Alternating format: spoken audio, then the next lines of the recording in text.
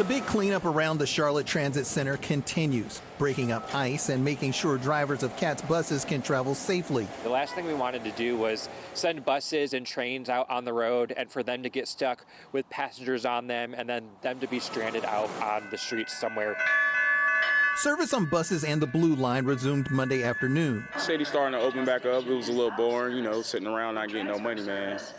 Miss out on a lot of money them couple of days I've been out of work, so, trying to get that back. But will only run until midnight because of the drop in temperatures. We want to make sure we get all the equipment off the street and have plenty of time for our crews to go back out and salt those transit centers before service restarts the next day. Now, CAT's officials say all the platforms for the Gold Line are clear, but it still may take several days for service to resume because part of the tracks are covered in ice.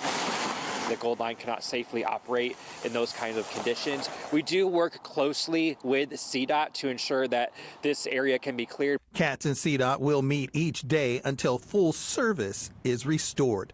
Will Lewis, Queen City News. Queen City News Plus. Just search Queen City News on your smart TV's app store.